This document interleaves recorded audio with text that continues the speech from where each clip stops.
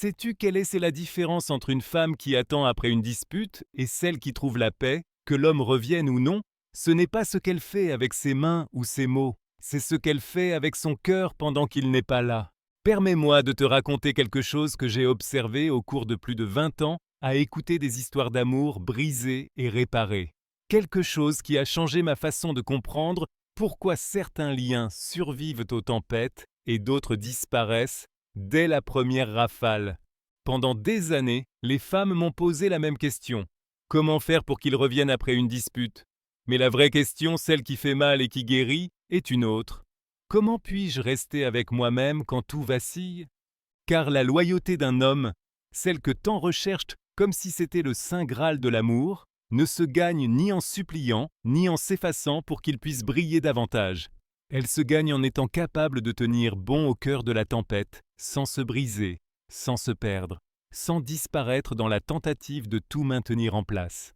Il y a quelques jours, une femme m'a dit « Docteur, quand on se dispute, j'ai l'impression que tout s'effondre, comme si j'avais construit une maison de cartes, et que chaque mot dur était un tremblement de terre. » Je lui ai alors demandé « Et si je te disais que cette maison qui s'écroule n'est pas la tienne, mais celle que tu as construite pour lui ?»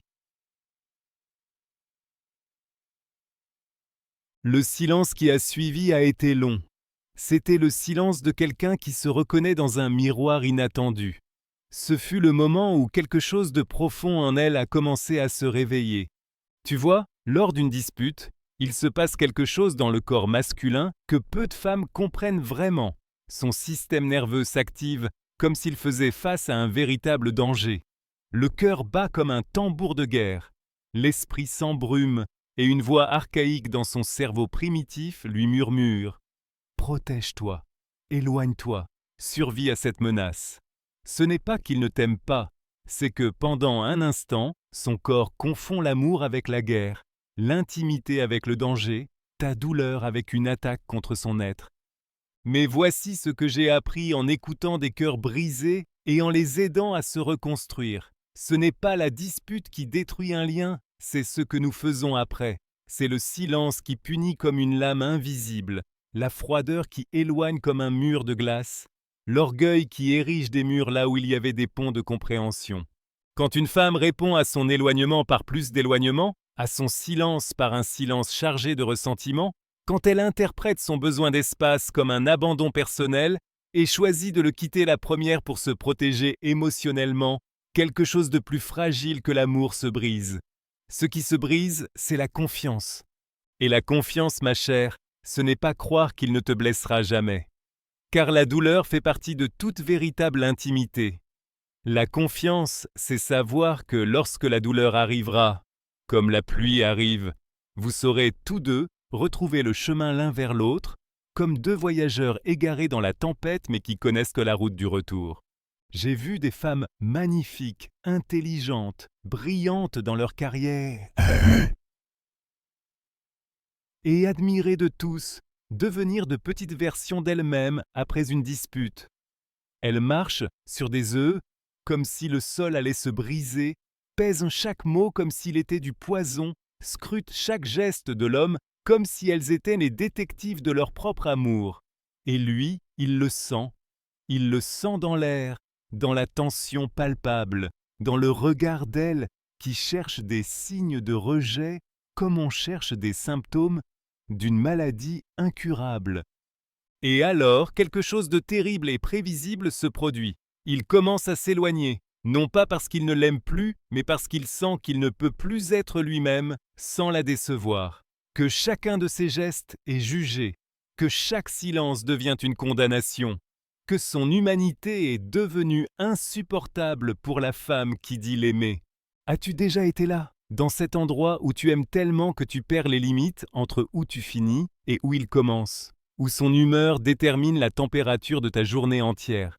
Son silence devient ton angoisse la plus profonde, et son approbation, ta seule source de paix intérieure. C'est un lieu dangereux, un territoire émotionnel où l'air devient irrespirable, car depuis cet endroit, chaque dispute devient une menace existentielle. Ce n'est pas juste une divergence d'opinion sur qui va faire la vaisselle ou où passer les vacances. C'est le risque de perdre tout ce que tu crois être, toute l'identité que tu as construite autour de l'idée d'être aimé par cette personne précise. Mais laisse-moi te parler d'une autre femme, une histoire différente, qui pourrait peut-être éclairer un peu ton propre chemin. Une femme qui est arrivée dans mon cabinet après des années de relations qui se terminaient toujours de la même manière douloureuse. Elle, courant après comme une âme en peine, suppliant comme une petite fille effrayée, essayant de réparer avec ses propres mains ensanglantées ce qui était déjà brisé. Elle m'a dit d'une voix tremblante mais résolue, « Docteur, je suis fatiguée d'aimer comme si ma vie en dépendait. Je suis épuisée de transformer l'amour en question de survie. » Je lui ai demandé, avec la douceur que mérite toute blessure mise à nu, « Et si je te disais que l'amour véritable commence justement quand ta vie ne dépend plus de lui, et si l'amour authentique naissait précisément quand tu peux vivre sans, mais que tu choisis de ne pas le faire ?» Nous avons travaillé ensemble pendant des mois, explorant les labyrinthes de son cœur, déconstruisant les croyances qui l'avaient mené à se perdre encore et encore dans l'amour des autres. Et quelque chose a changé en elle, lentement mais profondément. Elle n'est pas devenue plus dure, ni plus froide, ni moins aimante. Elle est devenue plus présente, plus enracinée dans sa propre terre émotionnelle, avec elle-même, avec ses propres émotions, avec sa propre vérité, celle qui avait été enfouie sous des couches de besoin et de peur. La fois suivante où elle a eu une dispute avec son compagnon, quelque chose dans l'air même de la pièce était différent. Quand il s'est éloigné avec cette froideur familière, elle ne l'a pas suivi comme elle l'avait fait 1000 fois auparavant. Elle ne s'est pas recroquevillée de peur en attendant le coup émotionnel. Elle n'a pas commencé à échafauder des stratégies pour réparer tout immédiatement. Elle a simplement respiré, respiré profondément, comme quelqu'un qui retrouve de l'oxygène après être resté trop longtemps sous l'eau. Et depuis cet espace de respiration consciente, depuis cette pause sacrée entre le stimulus et la réponse, elle a pu faire quelque chose de révolutionnaire qui a changé tout le cours de sa vie amoureuse. Elle a pu aimer sans étouffer. Elle a pu ressentir le manque sans traquer. Elle a pu vouloir sans avoir besoin, sans l'urgence d'un addict en manque. Ce soir-là, il est revenu. Non pas parce qu'elle avait fait quelque chose de précis pour le faire revenir. Non pas parce qu'elle avait suivi une quelconque stratégie issue d'un manuel de développement personnel, mais parce que, pour la première fois depuis longtemps, il n'a pas senti qu'il devait fuir pour pouvoir respirer. Parce que son amour n'était pas un piège, mais un espace où il pouvait être libre. Tu sais ce qu'il y a eu de plus beau dans toute cette expérience ? M'a-t-elle dit des semaines plus tard avec un sourire qui semblait venir du fond de son âme. Ce n'est pas qu'il soit revenu, même si cela m'a rendue heureuse. C'est que j'étais en paix même s'il ne l'avait pas fait. J'ai découvert que ma paix ne dépendait pas de ses décisions. Voilà le paradoxe de l'amour mûr, cette contradiction magnifique qui déconcerte l'esprit mais libère le cœur. Nous ne pouvons vraiment garder que ce à quoi nous sommes prêtes à renoncer. Nous ne pouvons attirer que ce que nous ne poursuivons pas avec désespoir. Nous ne pouvons recevoir que l'amour que nous ne quémandons pas. Mais ne te méprends pas, car il est essentiel que tu entendes ceci avec clarté. Je ne parle pas d'indifférence glaciale. Je ne parle pas de jeu émotionnel calculé, ni de faire semblant d'être forte quand, à l'intérieur, tu te brises comme un château de sable. Je parle de quelque chose de beaucoup plus profond et authentique. La capacité d'aimer depuis la plénitude plutôt que depuis le manque, depuis l'abondance émotionnelle plutôt que depuis le vide qui cherche à être comblé. Quand une femme peut contenir sa propre tempête émotionnelle sans la projeter sur lui comme une ombre sombre, quand elle peut ressentir sa propre détresse sans en faire automatiquement un problème que lui doit résoudre, quand elle peut le manquer profondément sans transformer cette nostalgie naturelle en une exigence urgente, quelque chose de magique se produit dans la chimie de la relation. Il se sent libre de revenir, pas parce qu'il le doit, par obligation ou culpabilité, mais parce qu'il le veut profondément. Et voici ce que j'ai observé encore et encore au fil des décennies à écouter des histoires d'amour. Les hommes ne fuient pas l'amour véritable. Ils n'ont jamais fui l'amour réel. Ils fuient le besoin déguisé en amour, comme un loup déguisé en agneau. Ils fuient la dépendance émotionnelle qui se fait passer pour un don généreux. Il fuit la peur existentielle qui se cache derrière la tendresse la plus innocente. Mais face à une femme capable d'aimer sans s'accrocher comme une liane qui étouffe, capable de donner sans se perdre dans l'acte de donner, capable d'être vulnérable sans être fragile comme une feuille au vent, face à cette femme, un homme ne fuit pas comme un animal apeuré. Il avance vers elle avec respect, avec admiration, avec la reconnaissance profonde d'avoir trouvé quelque chose d'extraordinaire. Te souviens-tu de la dernière fois où tu t'es disputé avec quelqu'un qui comptait vraiment pour toi? Te souviens-tu de ce qui s'est passé dans ton corps lorsque les mots sont devenus durs et que l'air s'est chargé de tension? Peut-être as-tu ressenti cette sensation familière que tu connais si bien, la panique que tout se termine à jamais, l'impulsion urgente de tout réparer avant qu'il ne soit trop tard, le besoin désespéré de savoir qu'il t'aimait encore malgré les mots blessants. C'est normal de ressentir cela, non? C'est parfaitement humain et compréhensible. Mais ce que tu fais de cette sensation primitive, la manière dont tu réponds à ce tsunami émotionnel, c'est cela qui fait la différence fondamentale entre un amour qui libère et un amour qui étouffe, entre un amour qui nourrit et un amour qui épuise. Il existe quelque chose que j'ai appris à reconnaître et que j'appelle l'adoucissement émotionnel. Et ce n'est ni de la soumission aveugle, ni le fait de tout faire pour lui afin de maintenir une paix superficielle. C'est quelque chose de bien plus sage et puissant. C'est la capacité d'adoucir ton énergie sans adoucir ta vérité, de garder ton « moi » intact, tout en créant un espace sûr pour la reconnexion. C'est pouvoir lui dire par ta seule présence, sans paroles suppliantes.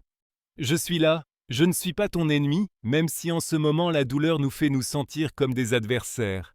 Cet espace entre nous est sûr, pour que tu y reviennes quand tu seras prêt. Quand une femme peut faire cela avec authenticité, quand elle peut être douce sans être faible, comme une plume dans le vent, quand elle peut céder sans se renier, quand elle peut accueillir sans s'abandonner dans le processus, quelque chose se reconfigure dans le système nerveux de l'homme, presque instantanément. Son cerveau primitif cesse de percevoir un danger imminent. Son cœur peut à nouveau s'ouvrir, comme une fleur qui reçoit la lumière du soleil après l'orage. Mais voici la clé que beaucoup de femmes négligent. Cela ne fonctionne que si cela vient d'un endroit authentique en toi, de ta vérité la plus profonde. Si c'est une stratégie manipulatrice pour le faire revenir à tout prix, il le sentira, comme les animaux sentent les tremblements de terre avant qu'ils n'arrivent.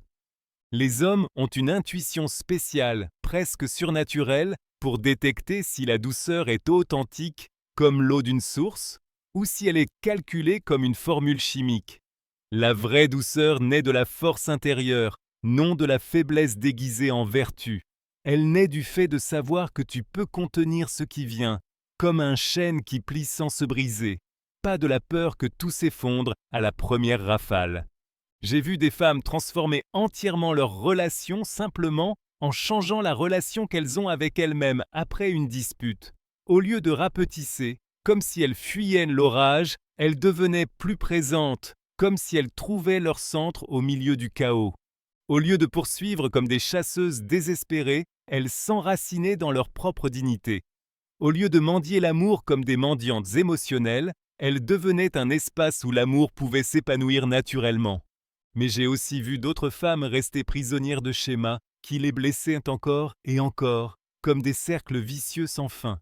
S'adoucir quand elles auraient dû poser des limites claires, comme des murs de respect. Accueillir quand elles auraient dû s'éloigner, comme on se protège du feu. Pardonner quand elles auraient dû se préserver, comme on protège un trésor. Parce que, et c'est essentiel que tu comprennes cela très clairement, toute relation ne mérite pas ta douceur la plus précieuse. Tout homme ne mérite pas ton adoucissement émotionnel. S'il utilise ta tendresse contre toi comme une arme, s'il confond ta compréhension avec une permission de te blesser sans conséquence, s'il interprète ta patience comme une faiblesse exploitable, alors la réponse n'est pas d'être plus douce comme quelqu'un qui se dissout. La réponse est d'être plus claire comme quelqu'un qui se définit. Une femme mature sait quand accueillir et quand s'éloigner, comme celle qui connaît les saisons de l'âme. Elle sait quand sa douceur est un remède qui guérit et quand elle devient un poison qui détruit. Elle sait qu'elle peut être gentille et forte en même temps, comme l'eau qui peut être caresse ou force capable de sculpter les montagnes. qu'elle peut aimer profondément sans se perdre totalement dans le processus. As-tu remarqué comment les jeunes enfants courent des moments vers leur mère lorsqu'ils ont peur des tempêtes de la vie? Peu importe si maman était en colère 5 minutes auparavant à cause d'une bêtise, ils courent vers elle parce qu'ils savent, au plus profond d'eux-mêmes, de façon instinctive, que maman est une sécurité inconditionnelle, que maman, c'est le foyer, peu importe les circonstances. C'est cette énergie qu'incarne une femme qui a appris à aimer depuis la maturité émotionnelle. Elle devient un refuge pour l'âme, non pas parce qu'elle n'a pas de limites, mais parce que ses limites sont si claires et aimantes qu'elles créent un espace véritablement sûr pour une vulnérabilité authentique. Dans cet espace sacré, un homme peut être imparfait sans être rejeté comme une erreur de la nature. Il peut traverser des moments difficiles sans être abandonné comme un bagage encombrant. Il peut montrer toute son humanité sans perdre sa place dans ton cœur. Mais il sait aussi que cet espace a des règles invisibles mais fermes. Que la sécurité ne signifie pas permission pour la cruauté gratuite. Que la compréhension ne veut pas dire tolérance à l'abus systématique. Que l'amour, ce n'est pas l'absence de limites, mais la présence de limites aimantes qui protègent la sainteté de la connexion. Je me souviens d'une femme qui m'a dit, les larmes aux yeux, « Docteur, je crois que j'ai confondu l'amour avec le sauvetage émotionnel. Chaque fois qu'il s'éloigne comme un animal blessé, je ressens le besoin de le sauver, de sa mauvaise humeur, de son silence coupant, de lui-même. Mais je suis épuisé d'être l'ambulancière émotionnelle de cette relation, d'être toujours en état d'urgence. » Je lui ai demandé avec la curiosité sincère de celui qui cherche à comprendre. Et s'il n'avait pas besoin d'être sauvé? Et s'il avait seulement besoin d'être vu dans toute son humanité? Parfois, la chose la plus aimante que tu puisses faire pour un homme après une dispute, ce n'est pas de réparer son état émotionnel comme on répare une machine, mais de croire qu'il peut le réparer lui-même. Ce n'est pas le poursuivre jusqu'à ce qu'il se sente mieux, comme si tu ne pouvais tolérer son malaise, mais lui offrir un espace sacré pour qu'il retrouve son propre chemin vers toi, comme un voyageur qui connaît la route du retour. Mais être là à son retour, les bras ouverts mais non désespérés, comme des branches qui n'implorent pas le vent, avec le cœur disponible mais sans mendier, comme quelqu'un qui offre sans exiger, avec un amour qui se donne librement et non un amour qui demande comme une dette à payer. Voilà la différence fondamentale entre une femme qui attend dans la peur et une femme qui attend dans l'amour. L'une supplie qu'il revienne pour se sentir entière à nouveau, comme un puzzle auquel il manquerait une pièce. L'autre est déjà complète en elle-même, et sa porte est ouverte pour qu'il se joigne à cette plénitude comme un invité d'honneur, non comme un sauveur indispensable. Les hommes ressentent cette différence avec une précision qui étonne. Ils la sentent dans ta voix, comme une musique qui vibre autrement. Ils la sentent dans ton corps, comme une énergie différente. Ils la sentent même dans ton silence, dans ce que tu aimais sans parler. Et face à une femme qui irradie la complétude intérieure, un homme ne se sent pas attiré par obligation ou culpabilité.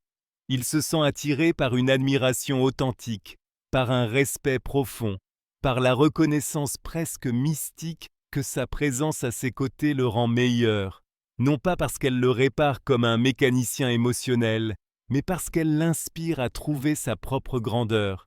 Tu veux savoir quelle est la question qu'on m'a posée le plus souvent au fil de toutes ces années à écouter des cœurs blessés?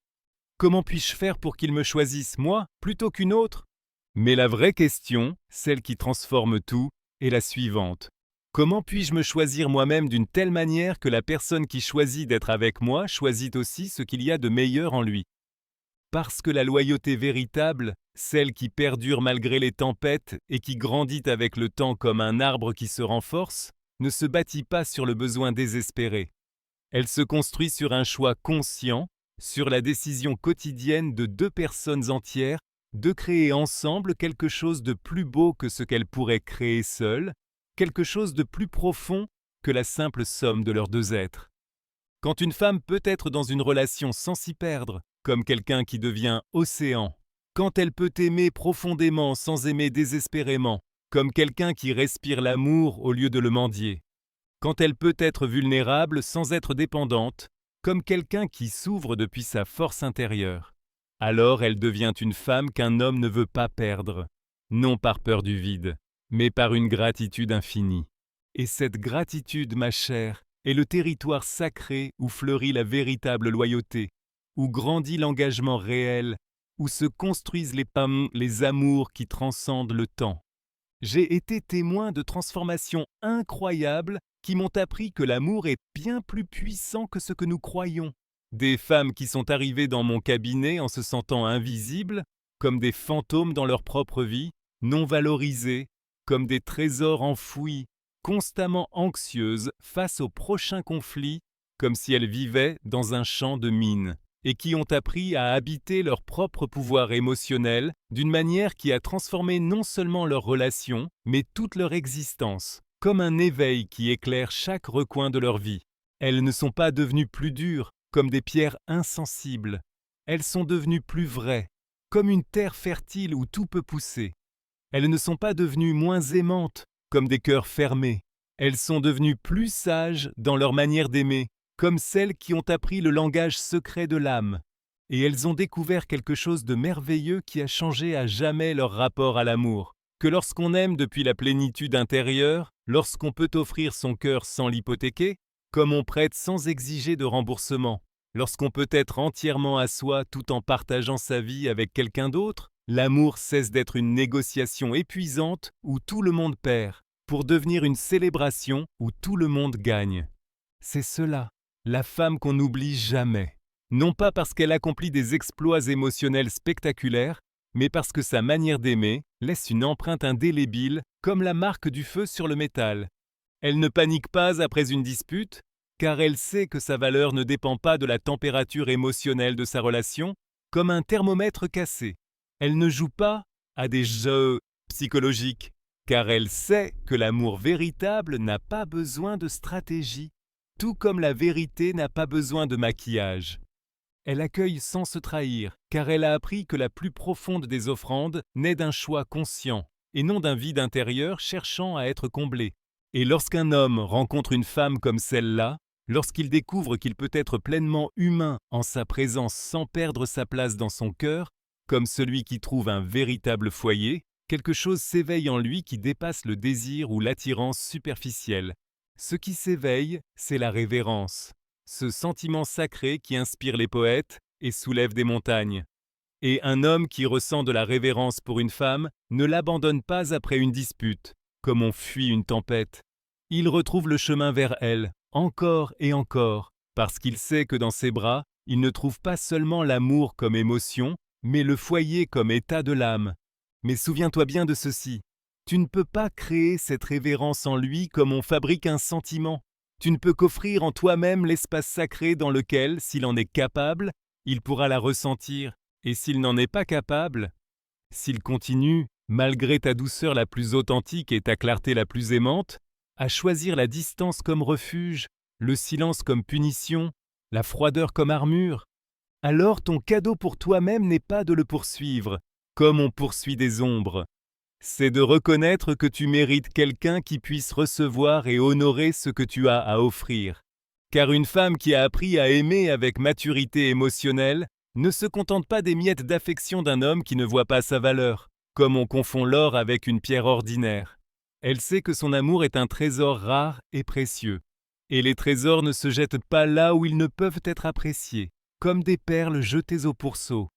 Cette femme marche dans le monde avec une dignité silencieuse qui n'a pas besoin de cris pour se faire entendre. Elle se voit dans sa posture, comme quelqu'un qui connaît sa valeur. Elle s'entend dans sa voix, comme une musique qui n'a pas besoin de volume pour être belle.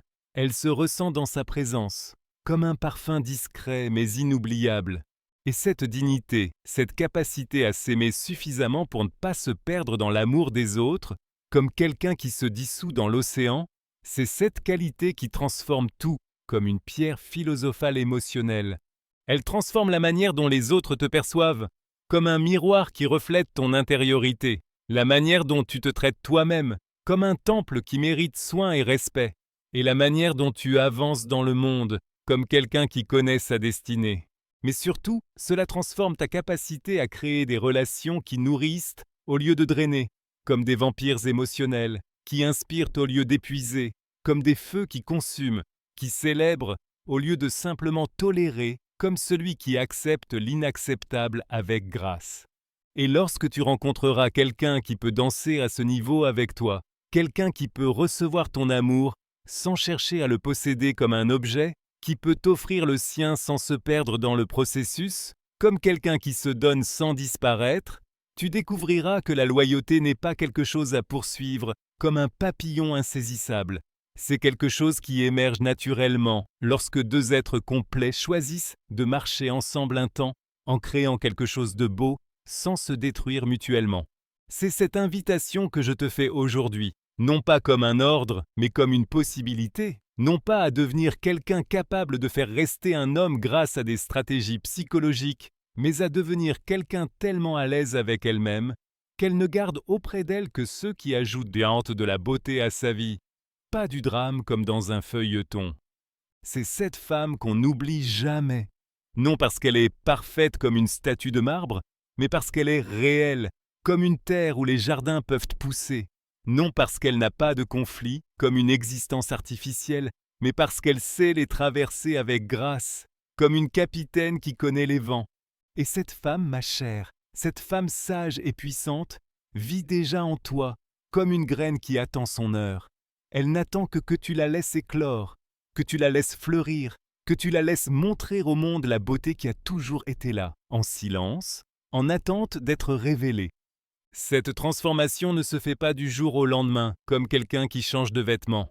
C'est un processus graduel, comme quelqu'un qui apprend une nouvelle langue du cœur, un éveil qui se fait couche après couche, comme quelqu'un qui pèle une oignon émotionnel jusqu'à atteindre le noyau lumineux de qui elle est vraiment. Certains matins, tu te lèveras et sentiras cette force intérieure comme un fleuve qui coule avec certitude vers l'océan. D'autres jours, elle te semblera comme un murmure à peine audible au milieu du vacarme de tes peurs les plus anciennes. Et les 2 jours sont parfaits. Ils font partie du chemin vers une manière plus mûre et consciente d'aimer. Ce qui compte, ce n'est pas la vitesse du processus, mais la direction que tu choisis. Ce n'est pas la perfection de chaque pas, mais l'intention de ne plus revenir en arrière vers ces anciens schémas qui te faisaient souffrir, vers ces façons d'aimer qui te réduisaient au lieu de t'agrandir.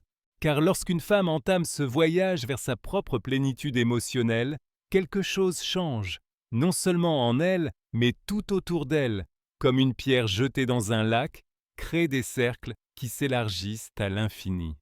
Les hommes qui l'ignoraient auparavant commencent à la remarquer. Ceux qui la prenaient pour acquise commencent à la valoriser. Et ceux qui jouaient avec ses sentiments commencent à la respecter. Non pas parce qu'elle a changé quelque chose à l'extérieur, mais parce que quelque chose de fondamental s'est reconfiguré en elle. Quelque chose qui se perçoit sans mots, qui se ressent sans explication, qui se reconnaît comme on reconnaît l'authenticité quand on la croise. C'est cela, la magie de devenir qui tu es réellement. Tu n'as plus besoin de courir après l'amour. L'amour te trouve. Tu n'as plus besoin de supplier pour du respect. Le respect émerge naturellement. Tu n'as plus besoin de mendier la loyauté. La loyauté se donne en cadeau. Et si ce message a éveillé quelque chose en toi, si tu sens que ces mots ont touché une vérité déjà présente, silencieuse dans ton cœur, alors tu as déjà commencé. Tu es déjà en chemin. Tu es déjà cette femme inoubliable, parce qu'enfin tu as appris à ne plus t'oublier toi-même.